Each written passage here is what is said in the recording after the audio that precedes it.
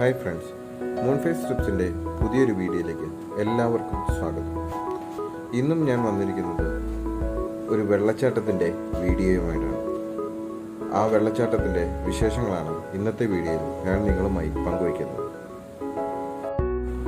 നമ്മളെല്ലാവരും ഇന്ന് കാണാൻ പോകുന്ന വെള്ളച്ചാട്ടം സ്ഥിതി ചെയ്യുന്നത് തൊമ്മൻകുത്ത് എന്ന് പറയുന്ന സ്ഥലത്താണ്. ഈ തൊമ്മൻകുത്ത് എന്ന് പറയുമ്പോൾ നിങ്ങളെല്ലാവരും വിചാരിക്കും തൊമ്മൻകുത്ത് വാട്ടർഫോൾസ് അല്ലയോ? ഒരിക്കലുമല്ല. തൊമ്മൻകുത്ത് വാട്ടർഫോൾസിൻ്റെ അടുത്ത് ആനചാടിക്കുത്ത് എന്ന മനോഹരമായൊരു വാട്ടർഫോൾസ് ഉണ്ട്. ആ വാട്ടർഫോൾസ് കാണാനാണ് നമ്മൾ പോയിക്കൊണ്ടിരിക്കുന്നത്.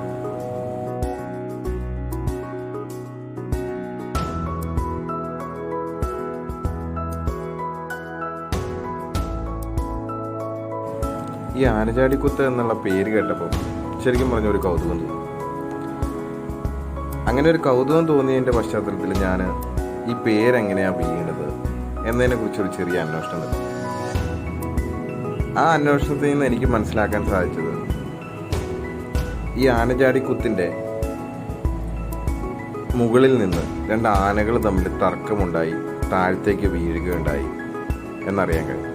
അങ്ങനെയാണ് ഈ ആനചാടിക്കുത്ത് എന്ന് പേര് വീഴാൻ കാരണം എന്നാണ് സമീപവാസികൾ പറഞ്ഞു ഉള്ള അറിവ്. ഇത് ശരിയാണോ തെറ്റാണോ എന്നൊന്നും എനിക്കറിയില്ല കേട്ടോ.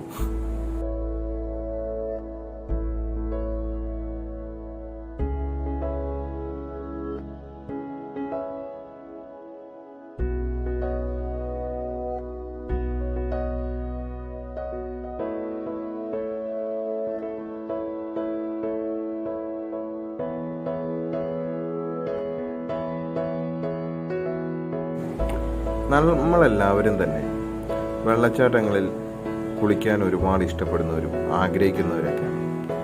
പക്ഷേ നമ്മൾ പോകുന്ന പല വെള്ളച്ചാട്ടങ്ങളിൽ നമുക്ക് കുളിക്കാനുള്ള അനുമതി ലഭിക്കുന്നതല്ല.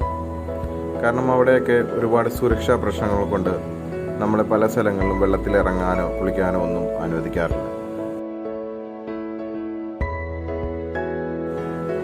അതിൽ നിന്നെല്ലാം വ്യത്യസ്തമായി ഈ വെള്ളച്ചാട്ടത്തിൽ ഇറങ്ങി കുളിച്ച് അതിൻ്റെ അനുഭൂതി നമുക്ക് അനുഭവിക്കാൻ സാധിക്കും.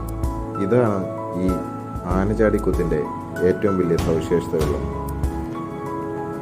ശരിക്കും പറഞ്ഞാൽ ഇപ്പോൾ ഈ മഴക്കാലത്ത് ഈ ആനചാടിക്കുത്ത് കണ്ടു കഴിഞ്ഞാൽ ഒരു അത്ഭുതം തന്നെയാണ്.